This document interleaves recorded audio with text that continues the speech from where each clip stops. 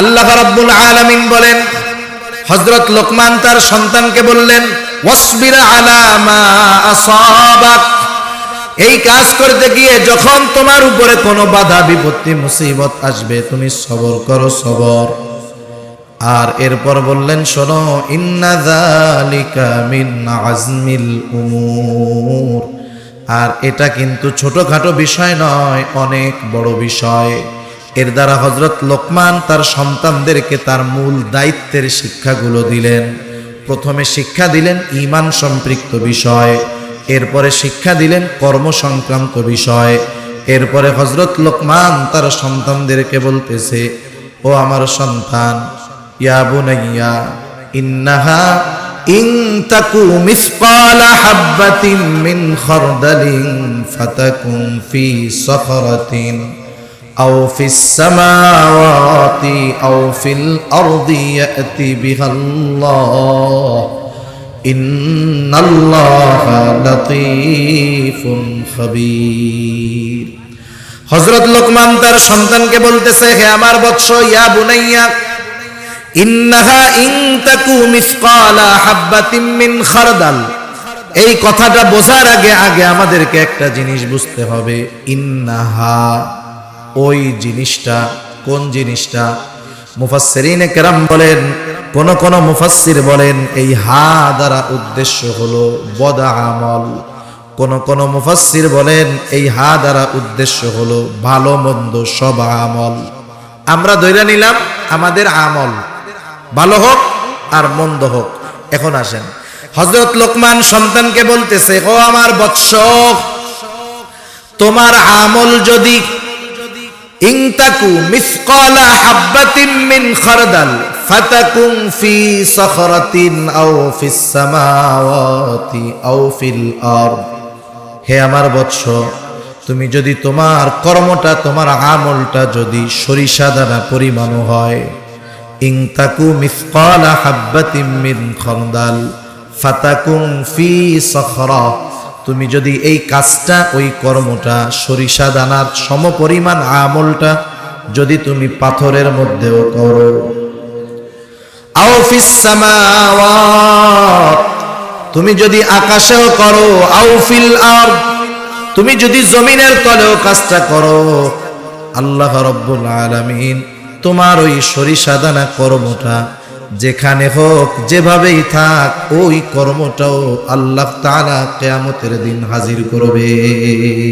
তবে হযরত লোকমান সন্তানকে আল্লাহ তাআলার পরিচয়ের শিক্ষা দিচ্ছেন, আল্লাহর একত্ববাদের শিক্ষা আল্লাহ তাআলা দিচ্ছেন, আল্লাহ তাআলার সাথে পরিচয় ঘটায়া দিচ্ছেন সন্তানের। এখন আল্লাহ রাব্বুল আলামিনও জানায়া দিলেন, বান্দা, এই শিরকের বিষয়টা কত জঘন্য। হযরত লোকমান ও সন্তানকে বলতেছে, বান্দা, তুমি আল্লাহর সাথে শিরিক কইরো না আমার সন্তান। কেন শিরিক করবা না? ইন্নাশ শিরকা লাযুলমুন আযীম, কারণ শিরক হলো মহা অন্যায়, মহা যুলম।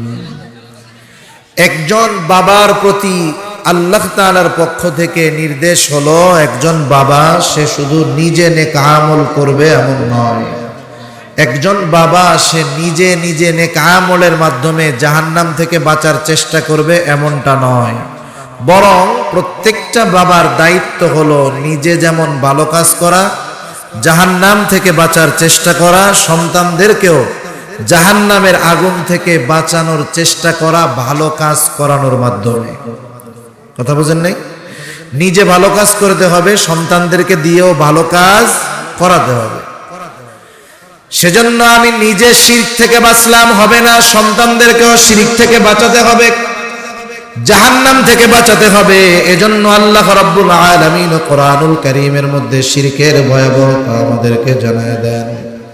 আল্লাহ রাব্বুল আলামিন বলেন, আল্লাহ তাআলা কোরআনুল কারীমের মধ্যে বলেন, ইন্নাল্লাহা লা ইয়াগফিরু আন ইউশরাকা বিহি ওয়া ইয়াগফিরু মা দুনা যালিকা লিমান ইয়াশা।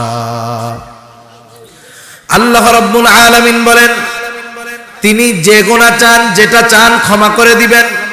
তবে কেউ যদি আল্লাহ তাআলার সাথে শিরিক করে, আল্লাহ রাব্বুল আলামিন বলেন তিনি শিরকের গুনাহ ক্ষমা করবেন না। সকল গুনাহ আল্লাহ মাফ করে দিতে পারে। একজন নামাজ পড়ে নাই, শয়তানের ধোঁকায় পড়ে, আল্লাহ তাআলা চাইলে মাফ করে দিতে পারে। রোজা রাখে নাই, শয়তানের ধোঁকায় পড়ে, আল্লাহ তাআলা চাইলে মাফ করে দিতে পারে। কিন্তু কেউ যদি আল্লাহ তাআলার সাথে শিরিক করে, আল্লাহ তাআলা জানায় দেন তাওবা করবে না, ক্ষমা চাইবে না, আল্লাহ তাআলা তার এই শিরকের গুনাহ ক্ষমা করবে না। আমি শিরক নিয়ে কথা বলবো না, শুধু হযরত লোকমান সন্তানকে মানুষ বানানোর জন্য কি নসিহতগুলো করছে। এক নাম্বার, আমরা আমাদের সন্তানদেরকে আল্লাহর সাথে জুড়িয়ে দিব, আল্লাহর পরিচয় শিক্ষা দিব। তাহলে কি হবে? আমার সন্তান আল্লাহ তাআলার হুকুম মানার প্রতি আগ্রহী হবে, ঠিক কিনা? আল্লাহ রাব্বুল আলামিন এর পরপরই হযরত লোকমানের নসিহতগুলোকে একটু থামায়া দিয়া নিজেও দুইটা নসিহত করেছেন। আল্লাহ রাব্বুল আলামিন নসিহত করতেছেন যে তোমরা তোমাদের মাতা পিতার সাথে সদাচরণ করো। তোমার মা তোমাকে 2টা বছর গর্ভে ধারণ করেছে, কষ্টের উপরে কষ্ট করে। তোমার মা নিঃস্বার্থভাবে তোমাকে 2 বছর দুধ পান করাইছে। তোমরা তোমার মা বাবার সাথে সদাচরণ করবা। তারা যদি শিরক করতে বলে, খবরদার, তাদের আদেশ তোমরা মানবা না ঠিক, কিন্তু সাবধান, খারাপ আচরণ করবা না। তাহলে দেখেন, এখানে একটা বিষয় সূক্ষ্ম জিনিস নিহিত রয়েছে। মুফাসসিরিনে কেরাম বলেন, যেই বাবা তার সন্তানদেরকে আল্লাহর পরিচয় শিক্ষা দিবে, আল্লাহর পরিচয় জানাবে, সেই বাবা মা যখন বার্ধক্যে উপনীত হবে, আল্লাহ সুবহানাহু ওয়া তাআলা মা বাবার সাথে যেই রকম আচরণ করার নির্দেশ দিয়েছে, ওই আচরণটা ওই সন্তান তার মা বাবার বার্ধক্যকালে তার সাথে করবে। এজন্য আমরা যদি আমাদের সন্তানদের থেকে ভালো আচরণ আশা করি, তাহলে সন্তানদেরকে আল্লাহর পরিচয় জানায় দিতে হবে। এরপরে হযরত লোকমান সন্তানদেরকে আমল সম্পৃক্ত নসিহত করতেছেন। আমল, হযরত লোকমান বলেন, ইয়া বুনাইয়া আকিমিস সালাহ ওয়া'মুর বিল মা'রুফি ওয়ানহা আনিল মুনকার। আল্লাহ রাব্বুল আলামিন জানায় দেন, হযরত লোকমান সন্তানকে বলতেছে, ইয়া বুনাইয়া, হে আমার বৎস, আকিমিস সালাহ, তুমি নামাজ কায়েম করো, ওয়া'মুর বিল মা'রুফ, ভালো কাজের আদেশ করো, অসৎ কাজের নিষেধ করো, ওয়াসবির আলা মা আসাবাক, আর এগুলো করতে গিয়ে যখন তোমার উপরে কোনো মুসিবত আসবে তুমি সবর করো। এগুলো আমল সম্পৃক্ত নসিহত। এক নম্বরে হযরত লোকমান বলতেছে, হে আমার বৎস, তুমি নামাজ কায়েম করো। নামাজ, কারণ নামাজ হলো এমন এক ইবাদত যেটা আল্লাহ তাআলার সাথে বান্দার একমাত্র কথোপকথনের অন্যতম এক মাধ্যম। বান্দা যখন নামাজের মধ্যে যায়, তখন সে আল্লাহ তাআলার সাথে কথোপকথনে লিপ্ত হয়ে যায়। সন্তানদেরকে নামাজের আদেশ করা হযরত লোকমান করেছেন। হাদিসের মধ্যে নবীজি সাল্লাল্লাহু আলাইহি ওয়াসাল্লাম বলেন, তোমরা তোমাদের সন্তানদের বয়স যখন 7 বছর হবে নামাজের আদেশ করো, বয়স যখন 10 বছর হবে নামাজ না পড়লে প্রহার করো, আর বিছানাটা আলাদা করে দাও। 7 বছর বয়সে নামাজের আদেশ, 10 বছর বয়সে নামাজ না পড়লে প্রহার করো। বুঝে থাকলে একটু জবাব দিবেন। কেউ যদি কোনো কাজের আদেশ কাউকে করতে চায়, নির্দেশ দিতে চায়, তাহলে ওই কাজের নির্দেশ দেওয়ার আগে ওই কাজে তাকে অভ্যস্ত করতে হয়, ঠিক না? আপনি যে কোনো একটা বিষয় আপনার সন্তান থেকে মন চাইলেই আদেশ করবেন, কিন্তু শিখাইলেন না। না শিখাইলে আদেশ যদি করা হয়, সে কি ওই আদেশ মান্য করতে পারবে? পারবে না। এজন্য যেহেতু 7 বছরে নামাজের আদেশ, তার মানে এই বিষয়টা আমাদের জন্য স্পষ্ট। আদেশ করার আগে তাকে নামাজে অভ্যস্ত করতে হবে, নামাজে অভ্যস্ত করতে হবে। নামাজে অভ্যস্ত করার জন্য কি করার দরকার? যখন একটু বুঝবে, শিখবে, মাঝে মধ্যে নিজে মসজিদে নিয়ে যাওয়া, ঘরের মধ্যেও কিছু কিছু সময় নফল ইবাদত নামাজ পড়া। তাহলে দেখবেন ওই ছোটবেলা থেকে সে যখন তার বাবাকে নামাজ পড়তে দেখবে, সে মনে করবে এটা খুব ভালো কাজ, ঠিক না? কারণ সন্তান, ছোট ছোট বাচ্চা, এরা অনুকরণ প্রিয়। এরা দেখবেন যেটা অনুকরণ করবেন, আপনি যা করবেন ও সেটার অনুকরণ করবে, অনুসরণ করবে। এখন আমরা যদি ঘরের মধ্যে একটু সুন্নাতগুলা পড়ি, মাঝে মধ্যে নফল নামাজ পড়ি, কারণ আমাদের মা বোনেরা নামাজ পড়ার জন্য নির্জন একেবারে ঘরের একটা কোণাকে ওনারা বেছে নেন, অন্ধকার বা আলো কম ওই জায়গায় পড়েন। বাচ্চারা এটা পছন্দ করে না, অন্ধকারে থাকা, ওরা চায় আলো খোলামেলা জায়গায় থাকতে। আর পুরুষরা যদি বাসায় নামাজ পড়ে ঘরের কোণে পড়বে না, হয়তো বারান্দায় পড়বে, নাইলে ড্রয়িং রুমে পড়বে, খোলামেলা জায়গায় পড়বে। তখন কি হবে, ওই ছোট বাচ্চা তার বাবার সাথে, বাবা যা করে সে সেটা করবে, বাবা রুকু দিলে সে রুকু দিবে, বাবা সেজদা দিলে সে সেজদা দিবে, ঠিক না? মাঝে মধ্যে একটু মসজিদে নিয়ে যাবেন, যখন 5-6 বছর বয়স হয়, ভালো মন্দ বুঝে, প্রস্রাব পায়খানা করতে করে না, এরকম সময় মাঝে মধ্যে মসজিদে আমরা নিয়ে যাব। তাতে কি হবে, ও মসজিদে যাওয়ায় অভ্যস্ত হবে, নামাজে অভ্যস্ত হবে। অনেক সময় ছোট বাচ্চারা মসজিদে গেলে একটু চেঁচামেচি করে, স্বাভাবিক ব্যাপার, ছোট বাচ্চা এটা তো করবেই, অনেকে বিরক্ত হয়ে যায়, এত রাগ হওয়া যাবে না। আজকে ওই 5-6 বছরের ছেলেটা মসজিদে আসে, আপনি রাগ করতেছেন, ওই ছেলেটাকে যদি এখন একটু ভয়ভীতি দেন, ধমক দেন, ওই ছেলেটা যখন 10 বছর 12 বছর হবে, ওর পা ধইরাও মসজিদে আনা যাবে না, ঠিক না? এজন্য আগের থেকে অভ্যস্ত করার দরকার। হযরত লোকমান সেই কথাই বললেন, বৎস আকিমিস সালাত, নামাজ কায়েম করো।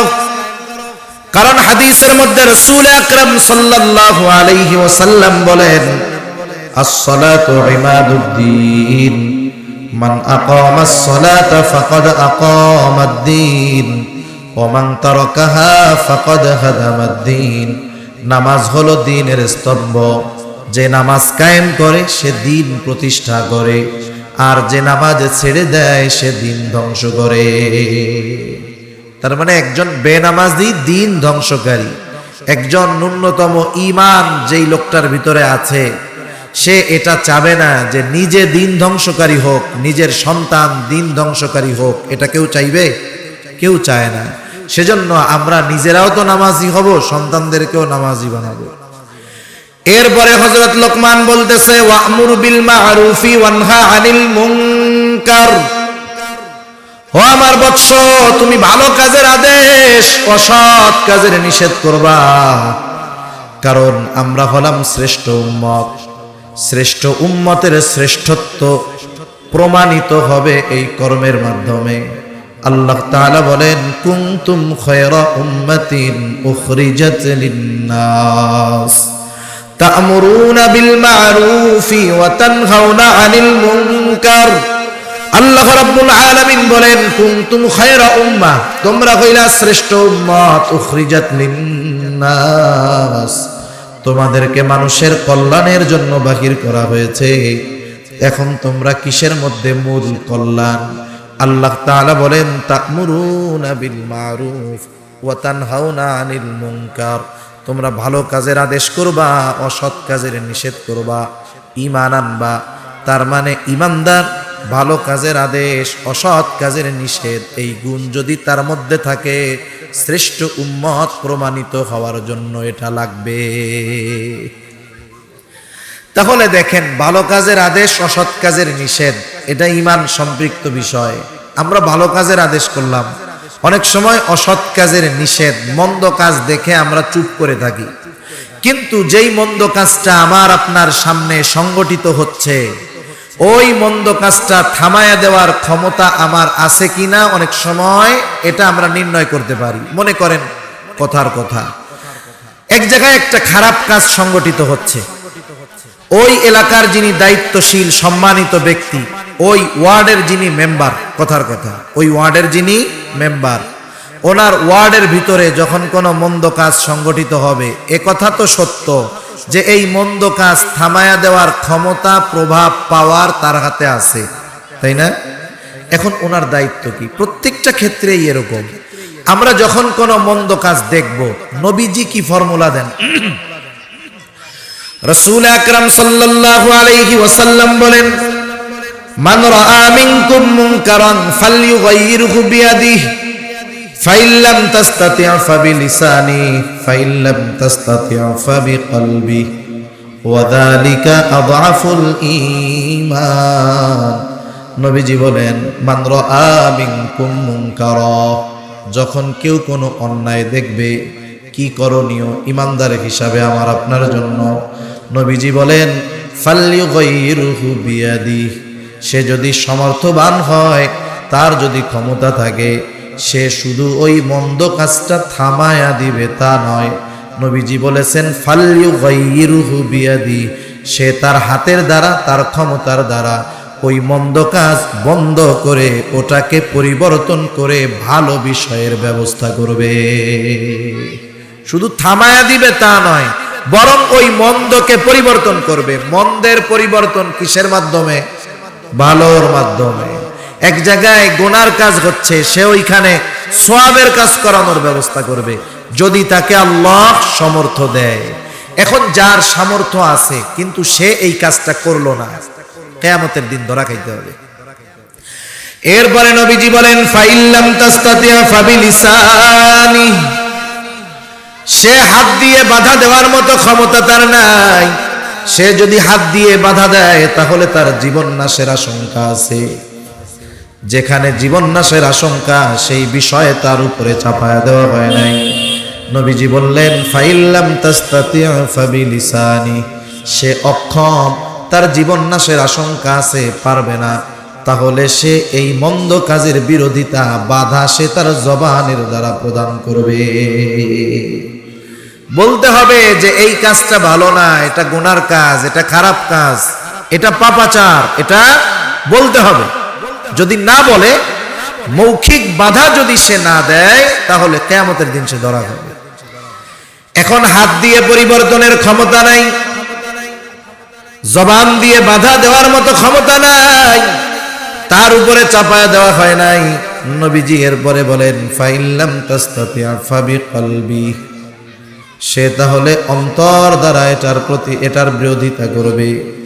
নবীজি এরপরে বলেন ওয়াযালিকা আযআফুল ঈমান, নবীজি বলেন এটা হলো দুর্বল ঈমান।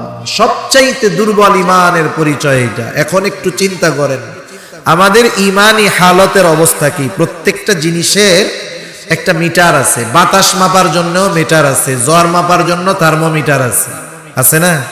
গরম মাপার জন্য কত ডিগ্রি গরম, এটারও মিটার আছে। ঈমান মাপার মিটার হলো এই হাদিস, যে আমরা কতটুকু পারি, আমার ক্ষমতা আছে কি, আমি এই মন্দ কাজগুলো কি থামাই, যদি না থামাই বুঝতে হবে আমার ঈমানের সমস্যা। আমার জবান দিয়ে বলার ক্ষমতা আছে, আমি বলেছি কি, যদি না বলে থাকি বুঝতে হবে আমার ঈমানের অবস্থা খারাপ। আমার হাত দিয়ে বাধা দেওয়ার ক্ষমতা নাই, জবান দিয়ে বাধা দেওয়ার ক্ষমতা নাই, বিপদের আশঙ্কা, আমি কি ওই কর্মটাকে ঘৃণা করেছি কি, এটা নিজের কাছে নিজের প্রশ্ন। এজন্য যে কোনো মন্দ কাজ হতে পারে। আপনারা বলতে পারেন হুজুর আমরা তো এখানে বিভিন্ন জায়গার মানুষ, স্থানীয় লোক নয়, ভাড়া থাকি, কেউ যদি অন্যায় জুলুম অত্যাচার অপরাধ করে আমরা সহ্য করি, দেখি, বলার কিছু নাই, আমরা অপারগ।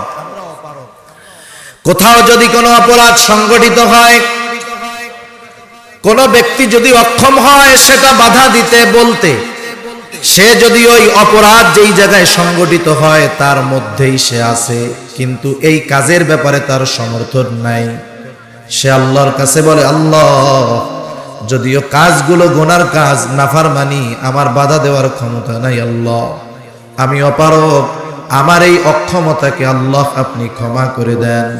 ওই লোকটা এই বিষয়ের চিন্তা তার অন্তরে থাকার কারণে সে ওই অপরাধের জায়গায় থাকার পরেও কেমন যেন সে ওই অপরাধের মধ্যে ছিল না।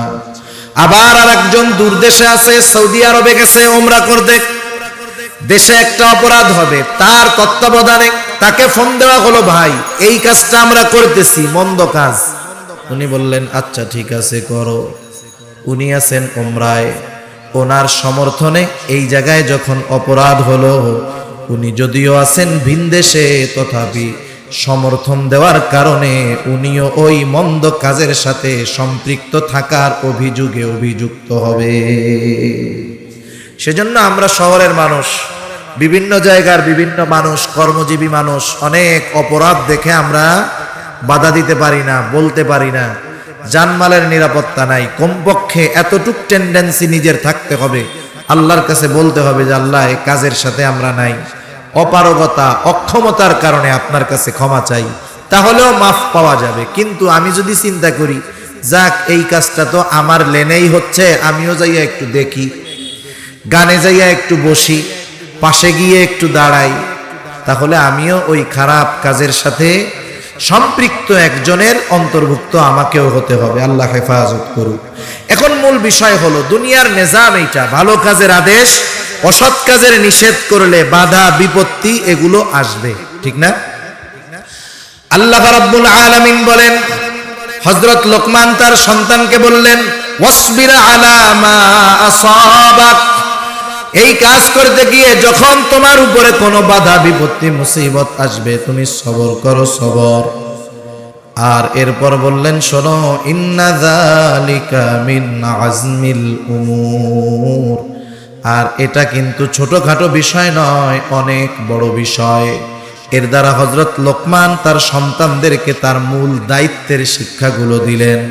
প্রথমে শিক্ষা দিলেন ঈমান সম্পৃক্ত বিষয়, এরপরে শিক্ষা দিলেন কর্ম সংক্রান্ত বিষয়।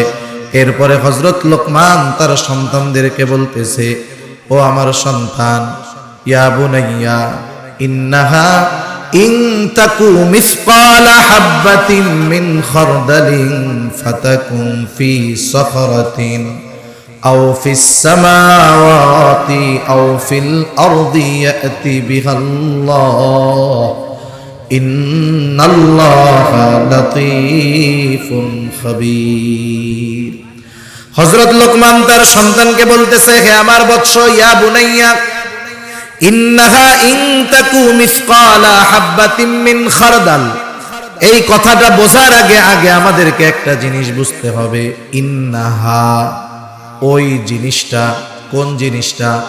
মুফাসসিরিনে কেরাম বলেন, কোন মুফাসসির বলেন এই হা দ্বারা উদ্দেশ্য হলো বদ আমল, কোন মুফাসসির বলেন এই হা দ্বারা উদ্দেশ্য হলো ভালো মন্দ সব আমল। আমরা ধরে নিলাম আমাদের আমল ভালো হোক আর মন্দ হোক। এখন আসেন, হযরত লোকমান সন্তানকে বলতেছে, ও আমার বৎস, তোমার আমল যদি ইনতাকু মিসকালা হাববাতিন মিন খারদাল ফাতাকুন ফি সাখরাতিন আও ফিস সামাওয়াতি আও ফিল আরদ, হে আমার বৎস, তুমি যদি তোমার কর্মটা, তোমার আমলটা যদি সরিষা দানা পরিমাণ হয়, ইনতাকু মিসকালা হাববাতিন মিন খারদাল ফাতাকুন ফি সাখরা, তুমি যদি এই কাজটা, ওই কর্মটা, সরিষা দানার সমপরিমাণ আমলটা যদি তুমি পাথরের মধ্যেও করো, আও ফিস সামাওয়াত, তুমি যদি আকাশেও করো, আও ফিল আরদ, তুমি যদি জমিনের তলেও কাজটা করো, আল্লাহ রাব্বুল আলামিন তোমার ওই সরিষা দানা কর্মটা যেখানে হোক, যেভাবেই থাক, ওই কর্মটাও আল্লাহ তাআলা কিয়ামতের দিন হাজির করবে। তার মানে আমাদের সন্তানদের মধ্যে এই অনুভূতি ঢুকায়া দিতে হবে যে শোনো, তুমি হয়তো, আমি বাবা, আমার সামনে তুমি কোনো অপরাধ করবা না, তোমার মায়ের সামনে করবা না, পরিচিত জনের সামনে করবা না, হয়তো তুমি বন্ধু বান্ধবের সাথে করবা, অথবা কিছু অন্যায় হয়তোবা তুমি একাকী ঘরে করবা। কিন্তু বাবা, তুমি যেই কাজটা করবা ওই কাজটা ঘরে একাকী নয়, যদি পাথরের ভেতরেও করো, আর কাজটা যদি সরিষা দানা পরিমাণ হয়, তোমার ওই কর্মটাকে কিয়ামতে হাজির করবে কে? আল্লাহ রাব্বুল আলামিন কোরআনুল কারীমের মধ্যে বলেন, ওয়ানাদাউল মাওয়াজিনাল কিসতা লিয়াউমিল কিয়ামাতি ফালা তুযলামু নাফসুন শাইআ ওয়া ইন কানা মিসকালা হাববাতিন মিন খারদালিন আতাইনা বিহা ওয়া কাফা বিনা হাসিবিন। আল্লাহ রাব্বুল আলামিন বলেন, আমি কিয়ামতের দিন ইনসাফের বিচারালয় প্রতিষ্ঠা করব। ফালা তুযলামু নাফসুন শাইআ, আল্লাহ তাআলা বলেন সেই দিন কারো প্রতি কোনো জুলুম করা হবে না। সাধারণত আমরা জুলুম বলতে বুঝি একজনকে কষ্ট দেওয়া, আমরা কষ্ট দিলেই জুলুম মনে করি, বিষয়টা এমন নয়। আমরা অনেক সময় আমাদের প্রিয়জনের উপরেও জুলুম করি। কেমনে? মূলত জুলুম হলো যে যেটার প্রাপ্য তাকে সেটা না দেওয়া। জুলুম কোনটা? যে যেটার প্রাপ্য তাকে সেটা না দেওয়া। আমরা আমাদের পরিচিত প্রিয়জনের সাথেও জুলুম করি। কেমনে? মনে করেন আপনার সন্তান একটা অপরাধ করছে, একটা খারাপ কাজ করছে, মন্দ কাজ করছে। অভিভাবক হিসাবে দায়িত্বটা কি? সে যেই কর্ম করেছে সেই কর্মের জন্য যেই শাস্তি তার প্রাপ্য তাকে সেটা দেওয়া। অনেক সময় আমরা আমাদের সন্তানেরা অপরাধ করে, আমাদের কাছে অন্য লোকে এসে অভিযোগ দেয় যে আপনার ছেলে এই কাজ করতেছে। আমরা আরো ওই লোকটাকে ধমক দিই, ধর্মিয়া রাখেন, এখন তো যুবক বয়স, এগুলো একটু করবেই, ভবিষ্যতে ঠিক হয়ে যাবে। আপনি মনে করলেন আপনি আপনার সন্তানের বিরুদ্ধে অভিযোগটাকে গ্রহণ না করে ওই অপরাধের কারণে তাকে শাস্তি না দিয়ে ভালোবাসার প্রমাণ দিলেন, তা নয়, বরং এই ভালোবাসার মধ্যে আছে জুলুম। ঠিক কিনা বলেন? সেজন্য মোহাব্বত করেও আমরা জুলুম করি, কিন্তু আমরা বুঝি না। আল্লাহ রাব্বুল আলামিন বলেন সেই দিন কারো প্রতি কোনো জুলুম করা হবে না, বরং যে যেটার প্রাপ্য, যতটুকুর প্রাপ্য তাকে ততটুকুই দেওয়া হবে। ওয়া ইন কানা মিসকালা হাববাতিন মিন খারদাল, কেউ যদি দুনিয়ায় সরিষা দানা পরিমাণ কোনো আমল করে থাকে, আল্লাহ তাআলা বলেন আতাইনা বিহা, ওই আমল তো হাজির করা হবে, আমল অনুযায়ী হিসাবও নেওয়া হবে। আল্লাহ তাআলা বলেন কাফা বিনা হাসিবিন, হিসাব নেওয়ার জন্য আমি আল্লাহ যথেষ্ট। এভাবে সন্তানকে বুঝান যে তুমি যখন একাকীও কোনো গুনাহ করবা, দুনিয়ার কেউ না জানলেও জানবেন কে? এই আয়াতের তাফসিরে হযরত আনাস রাদিয়াল্লাহু তাআলা আনহু থেকে একটা হাদিস আসছে। নবীজি বলেন কেউ যদি এমন কোন জায়গায় কোনো কর্ম করে, এমন পাথরের মধ্যে যদি কোনো কাজ করে যেই পাথরের কোনো জানালাও নাই, দরজাও নাই, কিচ্ছু নাই, ওই পাথরের মধ্যেও যদি কেউ সরিষা দানা পরিমাণ কোনো আমল করে, কিয়ামতের দিন তার ওই আমল, তার ওই কর্মকে হাজির করবে কে? বলেন যেই আল্লাহ ওই সূক্ষ্ম অসম্ভব যে জায়গায় যাওয়া আসা আমাদের জন্য, সেই জায়গায়ও যদি কেউ যেতে পারে, সেই জায়গায় গিয়েও যেই কাজটা করবে, সেই কাজটা যেই আল্লাহ হাজির করবে, সেই আল্লাহ আমরা দুনিয়ায় যে কাজগুলো করি, একা করি, দলবদ্ধভাবে করি, ঘরে করি, বাহিরে করি, লোকালয়ে করি, নির্জনে করি, সেই আল্লাহ আমাদের সব কর্মগুলো দেখে না? দেখে। এই বিশ্বাস যদি আমি আমার সন্তানের মাথার মধ্যে ঢুকায় দেই, তাইলে আমার সন্তানের চরিত্র ঘরেও যেমন হবে, বাহিরেও তেমন হবে। কিন্তু আফসোস, অনেকে অভিযোগ দিলে আমাদের সন্তানের ব্যাপারে অভিযোগ আমরা আমলে নেই না, আর এই বিষয়গুলোর বিশ্বাস তাদের অন্তরে না ঢুকায় দেওয়ার কারণে আমার সন্তান আমার সামনে ভালো, কিন্তু বাহিরে জুয়া খেলে। আছে না নাই? এই যে বিপিএল খেলা চলতেছে, জুয়া আছে না নাই? হ্যাঁ, আগে তো জুয়া খেলতো, একটা লম্বা সময় ছিল যে কে জিতবে কে হারবে, অমুক জিতবে হারবে, আচ্ছা তোমার সাথে আমার 200 টাকা বাজি। এখন অত দেরি সহ্য হয় না, এখন হলো বলে বলে জুয়া। একজন বল করে, আর একজন বলে বল এই বলে কয় রান হবে, একজন কয় ছক্কা, একজন কয় জিরো, একজন কয় আউট, এক বলে 10 জন বাজি ধরা সারা। আছে না নাই? বলেন না।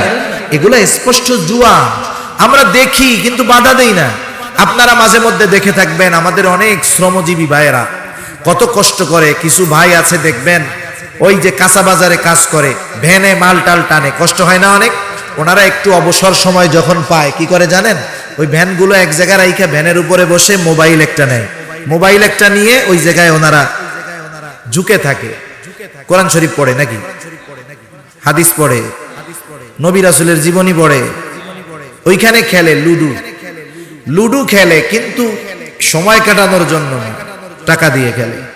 এটা জুয়ার একটা সিস্টেম। এভাবে জুয়া চলতেছে আমাদের সমাজে ভরা। সেজন্য এগুলো আল্লাহ রাব্বুল আলামিন কোরআনুল কারীমের মধ্যে নাপাক কাজ বলছে। কি কাজ? নাপাক কাজ।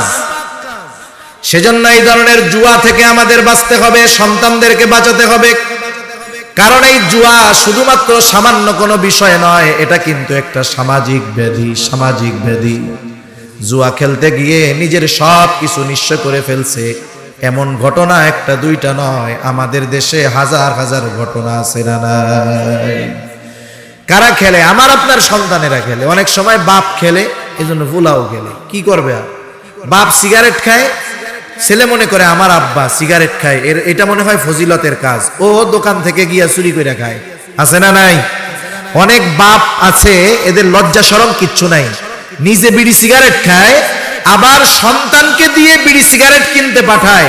এমন নির্লজ্জ বাবা সমাজে আছে না নাই বলেন? সেজন্য এই বিষয়গুলো থেকে যদি আমাদের সন্তানদেরকে বাঁচাতে হয়, তাহলে অবশ্যই অবশ্যই এই কাজগুলো যে পাপ, এই কাজগুলো যে মন্দ, এই চিন্তাধারা তাদের অন্তরের মধ্যে আমাদেরকে ঢুকায়া দিতে হবে। সন্তানকে দিয়ে এই বিশ্বাস আনায়ন করতে হবে, আমার সন্তান তুমি যদি কোনো কর্ম দরজা জানালা বিহীন পাথরের মাঝেও করো, তোমার ওই কর্মের ব্যাপারে যার কাছে খবর আছে তিনি কে? কারণ সেই আল্লাহ হলেন লাতিফুন খবীর, সব খবর তার কাছে আছে। তিনি হলেন সূক্ষ্ম দ্রষ্টা।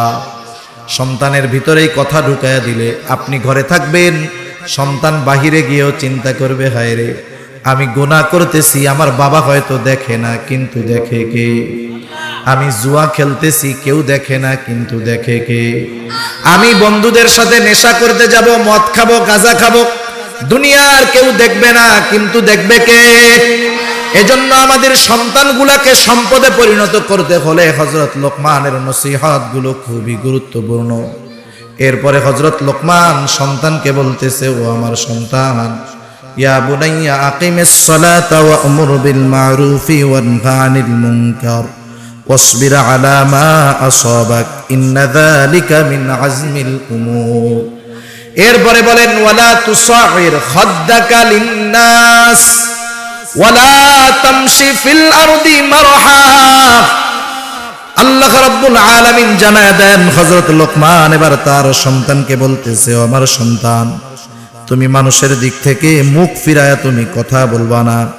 এর দ্বারা উদ্দেশ্য হলো অহংকারের সাথে তুমি কারো সাথে কথা বলবা না, অহংকার করে কারো সাথে তুমি কথা বলবা না।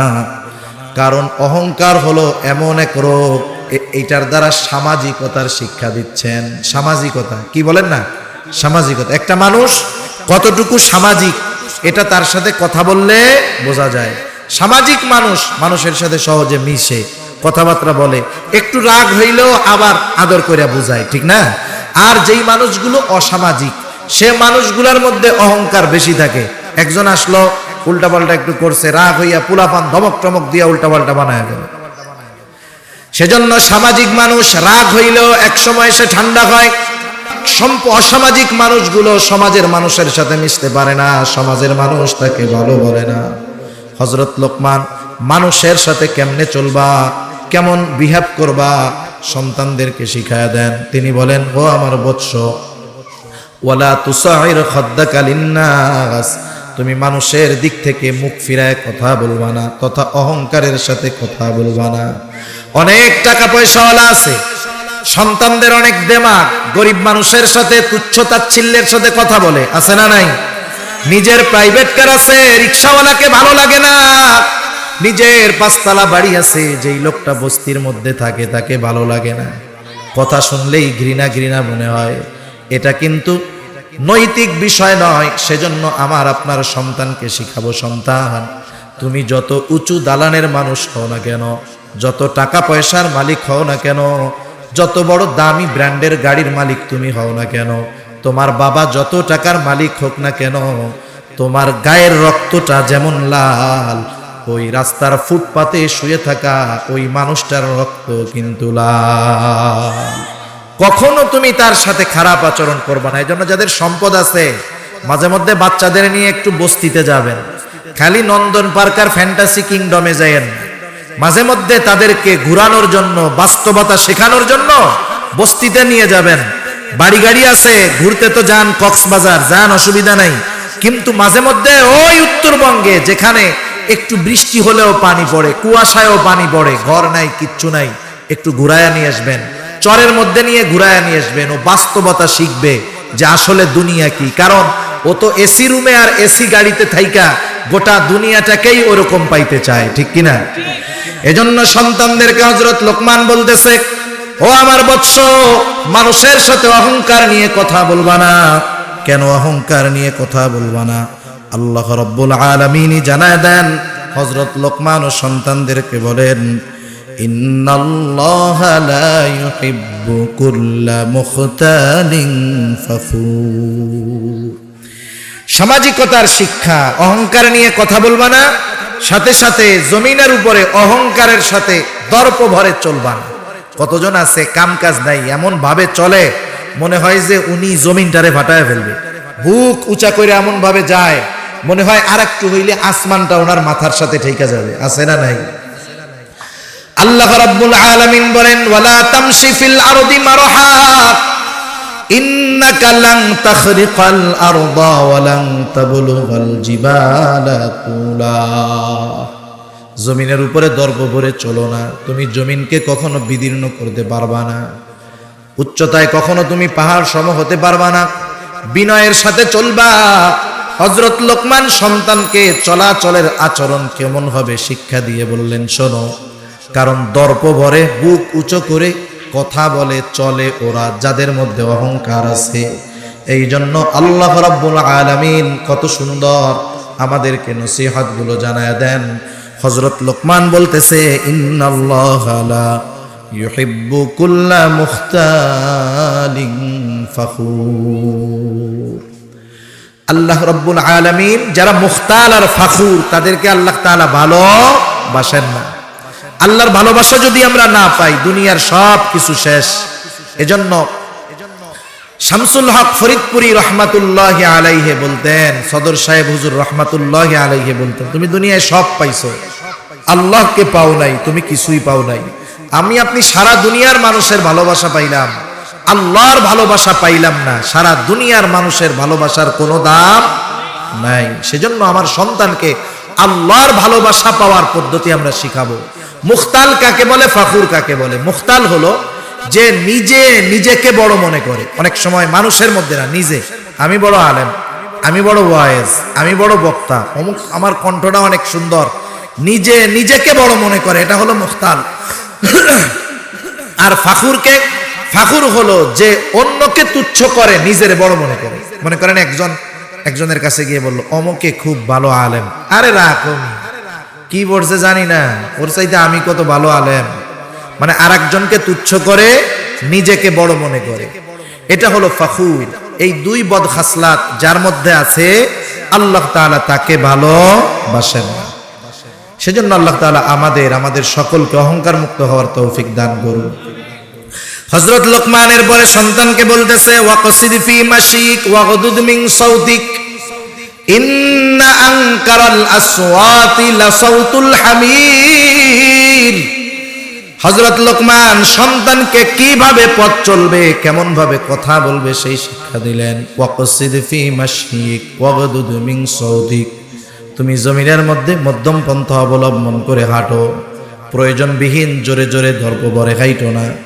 আবার ওই অমুসলিমদের মতো একেবারে ধীরে ধীরে চইল না, মধ্যম পন্থা অবলম্বন করে হাঁটো। আর কণ্ঠস্বরটাকে তুমি নিচু রাখো, কারণ আমাদের সমাজে যখন কারো সাথে কোনো তর্ক বিতর্ক হয়, কথাবার্তা হয়, দুজনের মধ্যে একটু ঝগড়া লাগছে, যার গলা উঁচু সে মনে করে আমি মনে হয় বেশি পাওয়ারি, তাই না? লাগছে একজনের সাথে, এই আমারে চিনো, আমি কে, আমি অমক ওয়ার্ডের অমক। কইয়া লাভ কি? তুমি যে কাজটা করতেছো তার চাইতে উঁচু গলায় কথা বলতেছো। কোরআনুল কারীম জানায়া দিচ্ছে তোমার এই কণ্ঠস্বর তো গাধার কণ্ঠস্বরের মতো, ঠিক কিনা?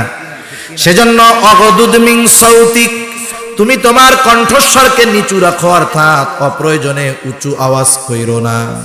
কারণ কি, ইন্না আনকারাল আসওয়াত লাসাউতুল হামির, নিশ্চয়ই সবচাইতে নিকৃষ্ট আওয়াজ হলো গাধার আওয়াজ। এজন্য যখন তর্ক বিতর্ক হয়, যারা ভালো মানুষ এরা চুপ করে চলে আসে, আর ওই যে ফটর ফটর ও কি কয়, দেখছস কথাই আমার সাথে টিকলো না, এই জন্যই তো ভাগছে। কিন্তু আল্লাহ কি বলেন? আল্লাহ তাআলা বলেন যে ওয়াইদা খাতাবাহুমুল জাহিলুনা ক্বালু সালামা। দয়াময়ের বান্দাদের অন্যতম একটি গুণ হলো, যখন কোনো জাহেল মূর্খের সাথে তার কথাবার্তা হয়, তাকে উদ্দেশ্য করে কিছু বলে, সে বলে সালাম সালাম, মানে সে চলে আসলো, বিনয় দেখায়া ও মনে করে আমার কাছে মনে হয় পরাজিত হয়ে গেছে, তা নয়, বরং সে ফিরে আসার মধ্যেই তার চূড়ান্ত সফলতা আছে, ঠিক কিনা? এজন্য এগুলো আমাদের সন্তানদের শিখাবো।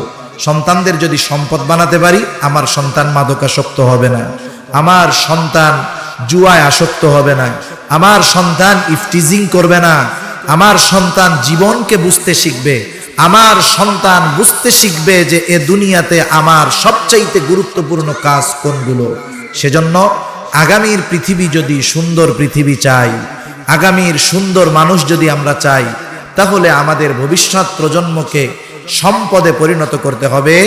এই সম্পদে পরিণত করতে গিয়ে যে বিষয়গুলো জরুরি বিষয়, এর মধ্যে অন্যতম বিষয়গুলো হলো হযরত লোকমান তার সন্তানদেরকে যে নসিহতগুলো করেছেন, আমরাও আমাদের সন্তানদেরকে আবেগ, মোহাব্বত, ভালোবাসা, দরদ নিয়ে নসিহতগুলো করব। আশা করা যায় আমাদের সন্তানদের জীবন পরিবর্তন হবে। আল্লাহ সুবহানাহু ওয়া তাআলা আমাদের সবাইকে কথাগুলো বুঝবার, আমল করবার